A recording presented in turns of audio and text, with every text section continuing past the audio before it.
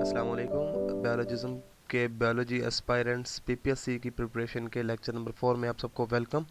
और lecture start करने से पहले आप तमाम लोगों से दरख्वास्त है कि अगर आपने अभी तक हमारा चैनल सब्सक्राइब नहीं किया तो चैनल को सब्सक्राइब कर लें और साथ दी गई बेल आइकन को भी प्रेस कर दें ताकि हमारी नई आने वाली वीडियो सबसे पहले आप तक पहुंच सके। जी, आज का जो हमारा पहला एमसीक्यूज़ है, most cell membrane are composed principally of DNA protein, protein and lipids, protein and chitin, and protein and RNA. So the right answer is protein and lipid.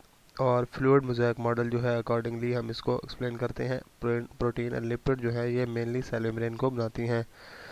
Next MCQs है the concept that various organism dominated this planet during various geological time period and thus placing organism in a time sequence came from the studies by. जी, जो geological होते हैं ये time period होता है या जो जियोलॉजिस्ट होते हैं ये बेसिकली फोसिल्स को स्टडी करते हैं। सो जियोलॉजिकल टाइम पीरियड को स्टडी किया जा रहा हो या फोसिल्स को स्टडी किया जा रहा हो तो इसको हम प्लेंटोलॉजिस्ट बोलते हैं। और इन्होंने ही एक्सप्लेन किया था कि डिफरेंट ऑर्गेनिज्म जो हैं वो किस टाइम पीरियड में आए और कौन से एरा में आए, जिसमें पैराजोइक एरा है, सेलोजोइक एरा है, इस तरह से एरा जो हैं वो क्लासिफाइड किए गए हैं। इसके ऊपर एक टर्म दी गई है एनवायरमेंटल बायोलॉजिस्ट। तो एनवायरमेंटल बायोलॉजिस्ट जो है एनवायरमेंटल बायोलॉजी को स्टडी करेगा। अब एनवायरमेंटल बायोलॉजी क्या होती है ये हम पहले ही बयान कर चुके हैं आपके साथ कि एनवायरमेंटल बायोलॉजी में एक ऑर्गेनिज्म का अपने इन्वायरमेंट के साथ इंट्रैक्शन जो है उसको हम स्टडी करते हैं। देन नीचे इसके साथ जो ऑप्शन सी दिया गया है दैट इज मैरीन बायोलॉजिस्ट। तो मैरीन बायोलॉजिस्ट क्या होता है? जो मैरीन लाइफ को स्टडी करता है, ऐसे ऑर्गेनिज्म जो कि सी एंड ओशंस में होते हैं उनकी स्टडी को हम मैरीन बायोलॉजी बोलते हैं। नीचे है social biologist. Social biologist basically socio biology को स्टडी करता है और सोशियो बायोलॉजी से मुराद ये होता है कि एक ऑर्गेनिज्म या एक कम्युनिटी के अंदर या एक पॉपुलेशन के अंदर ऑर्गेनिज्म एक दूसरे से सोशली किस तरह इंटरेक्ट कर रहे हैं। So the right answer was palaeontologist जो कि स्टडी ऑफ फॉसिल्स को करते हैं। Normally the process of osmosis, the net flow of water molecule into and out of the cell depend upon the differences in concentration of the water molecules inside and outside of the cells. osmosis जो होती है ये basically water की concentration के along जो है movement होती है वाटर मॉलिक्यूल्स की अक्रॉस द मेम्ब्रेन। जिस तरफ कंसंट्रेशन जो ज़्यादा होगी और जिस तरफ लो होगी तो हायर कंसंट्रेशन से लो कंसंट्रेशन जो है उस तरफ वाटर के मॉलिक्यूल जब मूव करते हैं तो उसको हम ऑस्मोसिस बोलते हैं। नेक्स्ट हमारा एमसीक्यूज है it is possible to date the rock by comparing the amount of specific radioactive isotope they contains, which of the statement is correct in this respect? So older sediment, correct option is older sediment layer has less amount of these radioactive isotope as that of the young ones। ये है इसका correct answer. इतने ज़्यादा MCQs को explain करने से थोड़ा सा ये है कि इसका आंसर आपके माइंड में होना चाहिए कि जो हमारे पास ओल्डर सेडिमेंट्स होंगी उनके जो रेडियो एक्टिव आइसोटोप्स होंगे वो कम होंगे और जो यंग वंस होंगे उनके अंदर रेडियो एक्टिव आइसोटोप्स जो है वो ज़्यादा होंगे। नेक्स्ट है sodium ion are pumped from a region of lower concentration to region of higher concentration in the nerve cell of human. This process is an example of active transport। Active transport ऐसी transport होती है जिसके अंदर किसी भी molecules को जो है पंप्ड किया जाता है उसके हायर कंसंट्रेशन से लो कंसंट्रेशन के अंदर, और सोडियम आयन इसकी कॉमन एग्जांपल है। ऊपर इसके डिफ्यूजन को एक्सप्लेन किया गया है। डिफ्यूजन है वो सिंपली फ्लो होता है किसी भी मॉलिक्यूल्स का या किसी भी कंटेंट का हायर कंसंट्रेशन से लोअर कंसंट्रेशन की तरफ। और जो पैसिव ट्रांसपोर्ट होती है इसमें कैरियर प्रोटीन एक यूज़ होगी या कैरियर यूज़ होगा जो कि मॉलिक्यूल को एक पॉइंट से दूसरे पॉइंट पर ले जाएगा। और ऑस्मोसिस को हम अभी पीछे ही डिफाइन कर चुके हैं कि वाटर के कंसंट्रेशन के अलॉन्ग जो है वाटर के मॉलिक्यूल की मूवमेंट को कहते हैं। Then an unbroken series of species arranged in ancestor to descendant sequence with each later species having evolved from then one that immediately preceded is called phyletic linkage, phyletic lineage। तो phyletic lineage से क्या मुराद है? इसका मतलब ये है कि किसी भी स्पीशीज़ को जो है हम एक सीरीज़ में बनाते हैं कि उनके एंसेस्टर से डिसेंडेंट तक क्या करते हैं, हम एक रिलेशन उनके दरमियान कायम करते हैं कि एक स्पीशीज़ दूसरी स्पीशीज़ से किस तरह इवॉल्व हुई है और इसकी कौन सी करैक्टरिस्टिक्स इस दूसरी स्पीशीज़ में रिटेन हुई हैं। तो इस तरह के प्रोसेस को हम phyletic lineage बोलते हैं।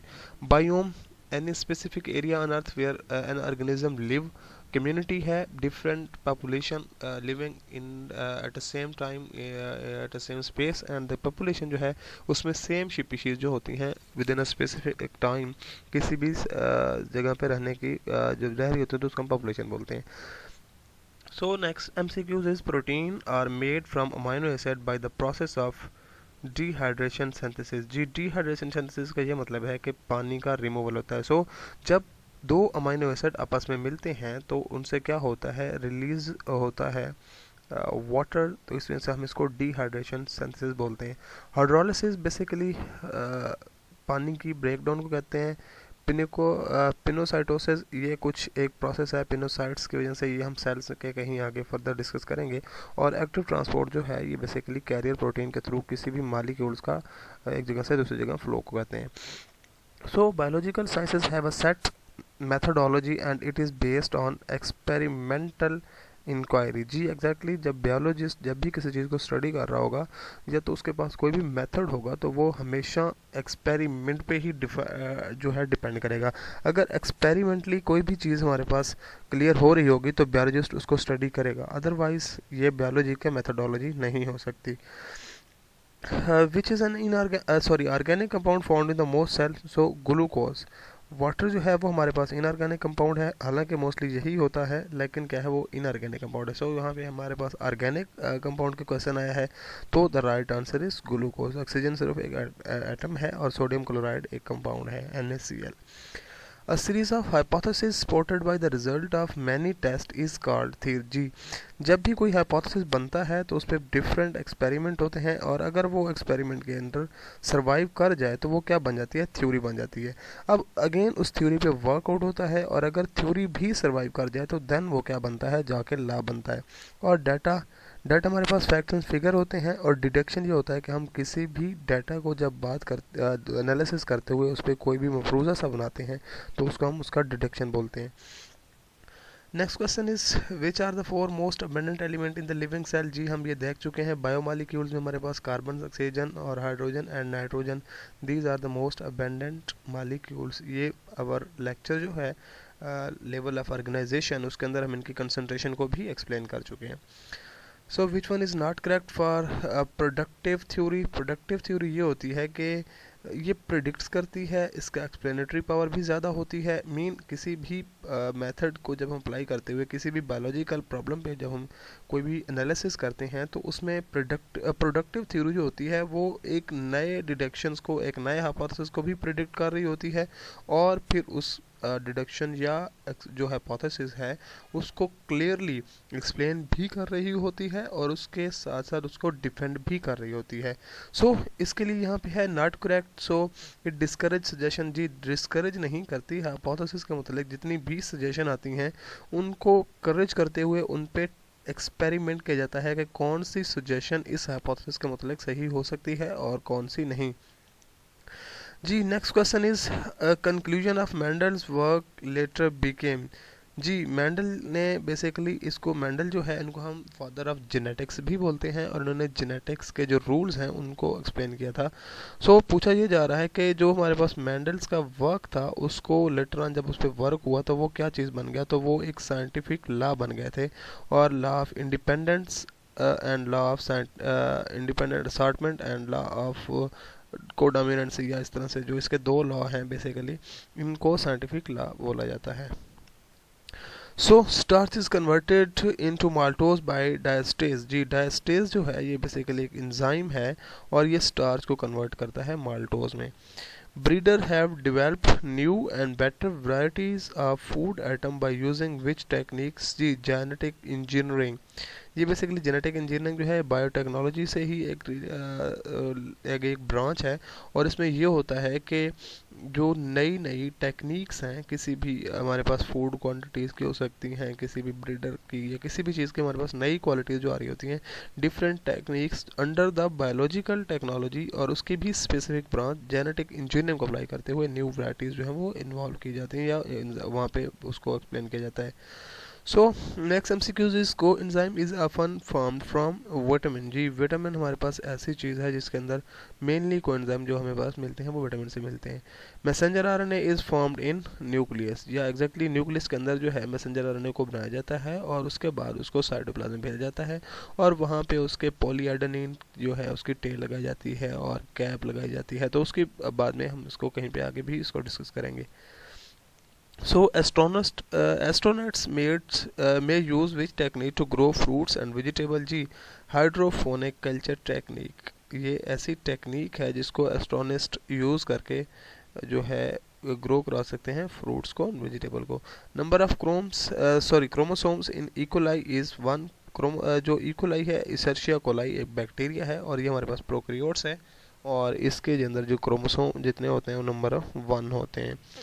Which statement is incorrect for pasteurization? जी पास्चराइजेशन क्या टेक्निक होती है? बेसिकली हम ये मिल्क को मेनली लुईस पास्चर की तरफ से ये मिल्क को हीट करके क्या हुआ था उसके क्या कहते हैं प्रिजर्व करने के लिए एक टेक्निक बनाई गई थी जिसको हम पास्चराइजेशन बोलते हैं। So it is use to preserve yogurt and milk, या it is correct, it was developed by the Louis Pasteur, या it is also correct involve the heating, या ये हीट भी की जाती है। So it can be use to preserve vegetable and meat, no, ये milk को ही प्रोडक्शन के लिए यूज़ की जाती है और ये मीट वगैरह के लिए नहीं होती। तो ये जो है ये इनकरेक्ट ऑप्शन है। Protein factory is ribosome, ribosome जो हमारे पास 70s एंड 30s बेसिकली ये दो, या 50s और 60s भी होते हैं प्रोकैरियोट्स के अंदर। तो ये प्रोटीन की फैक्ट्री इनको बोला जाता है और यहाँ पे मेनली प्रोटीन बनाई जाती हैं। What is the mode of transmission of hepatitis virus? Mean mode of transmission से ये मुराद है कि किसी एक ऑर्गेनिज्म से दूसरे ऑर्गेनिज्म में हेपेटाइटिस वायरस कैसे जाता है।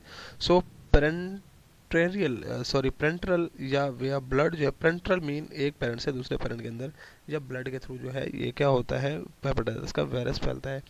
Smallest disease causing agents in plants और वायरॉइड्स, ये बेसिकली वायरॉइड्स जो हैं ये वायरसेस से भी स्मॉल इनको समझा जाता है और ये क्या कहलाते हैं पैथोजेंस हैं जो कि डिजीज काज करते हैं किसके अंदर प्लांट्स के अंदर। इनके एग्जांपल में हम टोबैको मोज़ेक डिजीज या इस तरह के डिजीज भी कहीं आगे डिस्कस करेंगे तो वहाँ से ज़्यादा आपको क्लियर हो जाएगा। बल्कि सिर्फ आपने ये याद रखना है कि प्लांट्स के अंदर जो डिजीज काजिंग स्मॉलेस्ट एजेंट्स हैं उनको वायरॉइड बोला जाता है। वेरियोन, माइकोप्लाज्मा एंड प्रायोन्स, ये क्या होती हैं, ये टर्म्स हम फर्दर जो है किसी और लेक्चर में डिस्कस करेंगे। Which disease can be controlled by the vaccination? Measles, जी मीजल्स हमारे पास एक डिजीज थी जिसको वैक्सीनेशन के थ्रू क्या किया गया, कंट्रोल किया गया।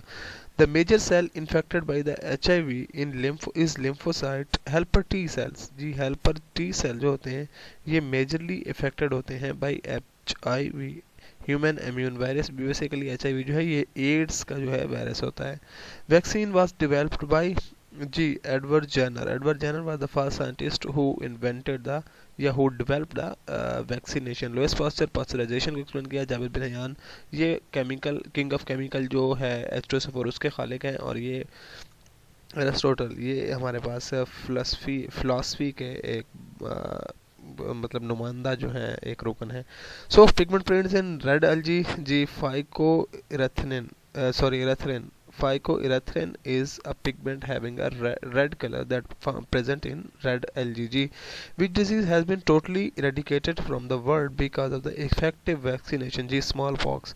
ये ऐसी डिजीज थी जिसको हमने वैक्सीनेशन के जरिए अब मुकम्मल तौर पर इसको कंट्रोल कर चुके हैं। न्यूट्रिशन इन फंजाई इज अब्जॉर्बिव है हेट्रोट्रॉफ, जी हेट्रोट्रॉफ ऐसे ऑर्गेनिज्म होते हैं जो कि अपनी खुराक खुद नहीं बना सकते बल्कि दूसरों पर डिपेंड करते हैं। और अब्जॉर्प्टिव का ये मतलब है कि ये अब्जॉर्प्शन के थ्रू ही क्या करते हैं खुराक हासिल करते हैं। तो फंजाई जो है ये अब्जॉर्प्टिव हेट्रोट्रॉफ्स होते हैं। नेक्स्ट हमारा एमसीक्यूज है which of the following statements is incorrect about antibiotics. तो एंटीबायोटिक्स क्या होती हैं, they are use against micro organism, या exactly they are correct. They are always effective against bacteria, जी बैक्टीरिया के अगेंस्ट भी इफेक्टिव होती हैं। They are used in disease like tuberculosis and या मीन TB एंड निमोनिया, जी ये भी ठीक है। They are derived from bacteria only, तो ये गलत है, बैक्टीरिया से नहीं बनाई जाती, सिर्फ बैक्टीरिया से नहीं बनाई जाती, बाकी भी ऑर्गेनिज्म है जिनसे हम एंटीबॉडीज जो हैं वो लेते हैं, एंटीबायोटिक्स लेते हैं। तो ये इसका करेक्ट ऑप्शन नहीं है।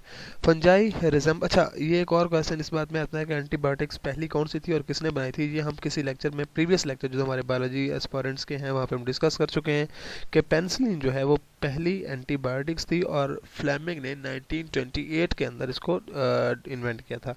Fungi resemble plants because they lack centrioles. जी, फंजाई जो है वो प्लांट से इस तरह मिलते हैं कि उनके अंदर सेंट्रियोल्स नहीं होते। काइटन दोनों के अंदर होता है, प्लांट के अंदर सेलुलोज का होगा और जो हमारे पास फंजाई है उनके अंदर काइटन का होगा और प्लांट के अंदर सेलुलोज का होगा, cell wall. And then cytoplasm भी दोनों के अंदर मौजूद होता है, न्यूक्लियस भी मौजूद होता है, तो सेंट्रियोल जो है ये नहीं होता फंजाई के अंदर।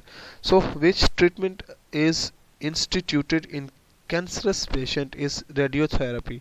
रेडियोथेरेपी बेसिकली क्या है, हम रेडिएशन जो है एक्सरेज वगैरह उनसे क्या करते हैं, कैंसर सेल्स का इलाज करते हैं, उनसे कैंसर सेल्स को मारा जाता है। तो इस ट्रीटमेंट को अब यूज़ किया जा रहा है कैंसर पेशेंट के लिए। एंटीबायोटिक थेरेपी, इसमें हम एंटीबायोटिक्स को यूज़ करते हैं और मेनली ये होती है बैक्टीरिया के खिलाफ। जीन थेरेपी, जीन थेरेपी एक नई टेक्निक है और इसमें ये होता है कि किसी भी डिजीज़ को जो जीन रेगुलेट कर रहा होता है उस जीन को क्या करते हैं हम या तो साइलेंट कर देते हैं या उसके अंदर क्या करते हैं हम उसको रिप्लेसमेंट कर लेते हैं। तो रेडियो एक्टिव थेरेपी या रेडियोथेरेपी जो है ये कैंसर पेशेंट्स के लिए यूज़ की जा रही है। Next MCQ is which is parasitic plant. So parasitic plant is cuscuta rose.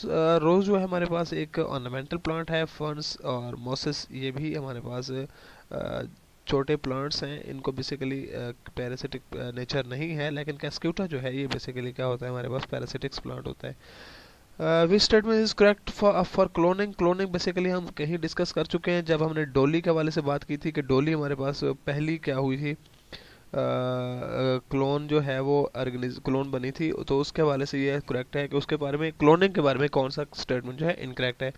The nucleus of fertilize egg is replaced by the nucleus from the cell of the fully developed individual. जे बी, ये भी ठीक है। Division of single cell into one और मुझे ये भी ठीक है। नेक्स्ट है the individual is the mirror image of. जी, ये भी ठीक है। It involve method of sexual reproduction. तो क्लोन के अंदर कभी भी सेक्सुअल रिप्रोडक्शन जो है वो नहीं होती, बल्कि ये एसेक्सुअली क्लोन की प्रिपरेशन होती है। जी, true roots absent in ferns, bryophyte, gymnosperm and angiosperm. तो ब्रायोफाइट्स ऐसे प्लांट्स हैं जिनके अंदर ट्रू रूट्स नहीं होती, बल्कि रूट्स हेयर जो हैं वो मेनली तौर पर मौजूद होते हैं। जिम्नोस्पर्म क्या होते हैं, एंजियोस्पर्म क्या होते हैं। जिम्नोस्पर्म वो प्लांट होते हैं जिनके अंदर नेकेड सीड मौजूद होता है और नॉन फ्लावरिंग प्लांट्स होते हैं, जबकि एंजियोस्पर्म जो है ये फ्लावरिंग प्लांट्स होते हैं और इनके अंदर जो है कवर्ड सीड मौजूद होते हैं। Next MCQ is removal or degradation of environmental pollutants or toxic material by living organism is called bioremediation. Bioremediation, बायोरिमेडिएशन या बायो कंट्रोल ऐसे दो प्रोसेस हैं जिसके ज़रिए हम क्या करते हैं, जो भी हमारे पास इन्वायरमेंट पोल्यूटेंट्स होते हैं, इन्वायरमेंट पोल्यूटेंट्स से मुराद ये है कि जो हमारे इन्वायरमेंट को ख़राब कर रहे होते हैं उनकी कंट्रोल करना, उनको डिग्रेडेशन करना या उनको ख़त्म करना, ये हमारे पास बायोरिमेडिएशन कहलाता है या बायो कंट्रोल कहलाता है। G, the synthesis of ATP is the mechanism of for ATP synthesis is chemiosmosis. Chemiosmosis जो है माइटोकॉन्ड्रिया के अंदर होने वाला प्रोसेस है जिसमें क्या करते हैं ATP सिंथेसाइज करते हैं। नेक्स्ट प्रोसेस हमारे पास एमसीक्यूज है। Which of the following is not a viral disease. तो वायरल डिजीज जो टेटनस है ये बेसिकली वायरल डिजीज नहीं है। इसके अलावा जो कॉपॉक्स है, मम्प्स हैं या स्मॉल पॉक्स हैं, ये क्या है, वायरल डिजीज़ हैं। और स्मॉल पॉक्स के बारे में हम अभी पढ़ चुके हैं कि इसको हम पूरी वर्ल्ड से इरेडिकेट कर चुके हैं, किसके ज़रिए जी, वैक्सीनेशन के ज़रिए। Next MCQs is enzyme present in the saliva is ptyalin. जी, टॉइलिन बेसिकली ऐसा एंजाइम है जो क्या करते हैं, जो कि सलाइवा के अंदर मौजूद होता है।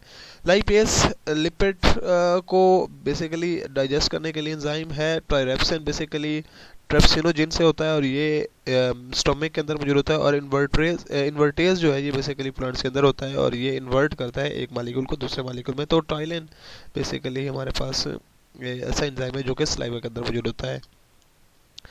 नेक्स्ट हमारा जो एमसीक्यूज है, in human body 99% of total mass is formed by the 6 bio elements. जी एग्जैक्टली, बायो एलिमेंट्स के जो हैं बायो एलिमेंट्स, अच्छा बेसिकली हमने कहीं में पढ़ा था कि हम 16 बायो एलिमेंट्स बनाते हैं और 16 बायो एलिमेंट्स क्या करते हैं, जो हैं बनाते हैं 99%। और उनमें से भी आगे फिर हमने फर्दर की थी कि 6 ऐसे बायो एलिमेंट्स हैं जो कि 99% बनाते हैं और 1 जो हैं एक एलिमेंट्स ऐसे हैं सॉरी 10 एलिमेंट ऐसे हैं जो कि 1% बनाते हैं। सो ह्यूमन बॉडी के अगर हवाले से हमने बात की है अब टोटल मास, तो इसमें 16 बायो एलिमेंट्स, जो ऑप्शन 1 है that is our correct option. जो ये जो यहाँ पे 6 बायो एलिमेंट्स लगाए गए हैं that is a wrong answer. 16 bio elements ऐसे बायो एलिमेंट्स होते हैं जो कि हमारे पास ह्यूमन बॉडी का 99% बनाते हैं, और इन्हीं 16 को हम आगे फर्दर डिवाइड करते हैं 1% में और 99% में। तो उस लिहाज से 6 बायो एलिमेंट्स भी करेक्ट हो सकते हैं।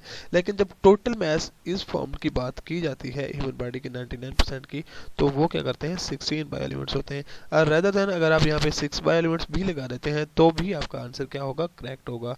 सो ये आज का हमारा लेक्चर था, लेक्चर नंबर 4। और होप्स आपको तमाम एमसीक्यूज क्लियर हो चुके होंगे। अगर आपको एमसीक्यूज में कोई प्रॉब्लम है तो कमेंट सेक्शन में ज़रूर कमेंट करके बताइएगा, और जल्द आपसे मुलाकात होगी अगले लेक्चर में। तब तक के लिए अल्लाह हाफिज़, अपना बहुत सारा ख्याल रखिएगा, और हमारे चैनल्स को शेयर और सब्सक्राइब ज़रूर करवाएं दोस्तों से भी, और ख़ुद भी अपने हमारे साथ जुड़े रहिए। अल्लाह हाफिज़।